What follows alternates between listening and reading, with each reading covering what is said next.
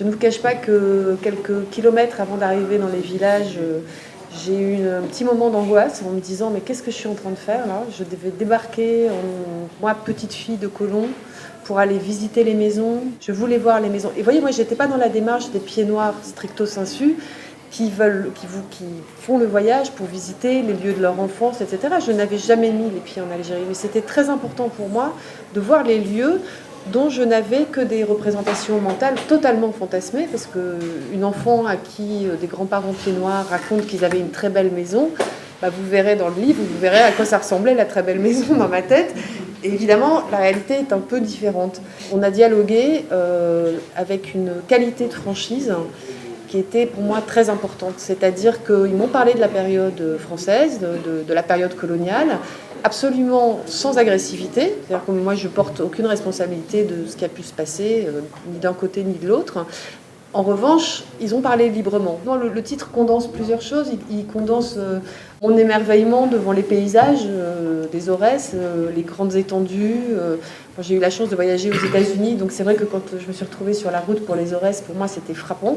C'était l'Amérique. Par ailleurs, j'ai fait le lien avec des mots que j'ai très souvent entendus chez moi. C'est-à-dire que moi, couramment, ma maman, mes grands-parents parlaient d'eux-mêmes, pieds noirs, comme de pionniers.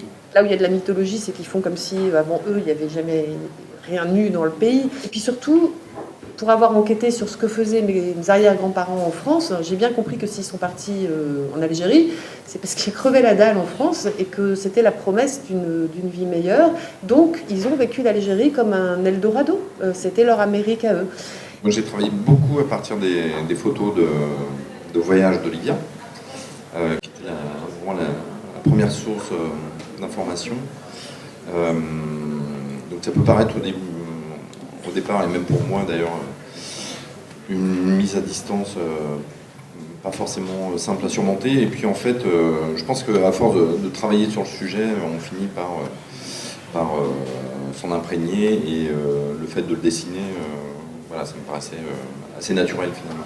Voilà, il y avait cette difficulté, autant pour moi que pour Olivia, de réussir à coucher sur papier une histoire personnelle, une histoire intime, et de la rendre lisible d'une part, mais si possible palpitante et intéressante pour un lecteur extérieur.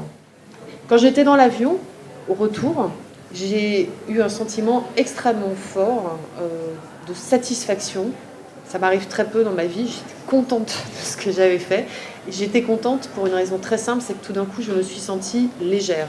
Je me suis sentie délestée d'un poids dont j'avais hérité. En fait, moi, j'ai hérité d'une guerre que j'ai pas vécue et dont je ne suis pas comptable. Et tout d'un coup, dans l'avion, je me suis dit, mais en fait, c'est pas mon histoire. Enfin, si c'est mon histoire, il faut que je la connaisse, il faut que je creuse. Et en même temps, ça m'a rapprochée considérablement de ma famille. Pas concrètement, mais en voyant le pays, j'ai tellement compris pourquoi ils en avaient été amoureux. J'ai tellement compris parce que j'ai vu la beauté du pays, j'ai vu la beauté des gens.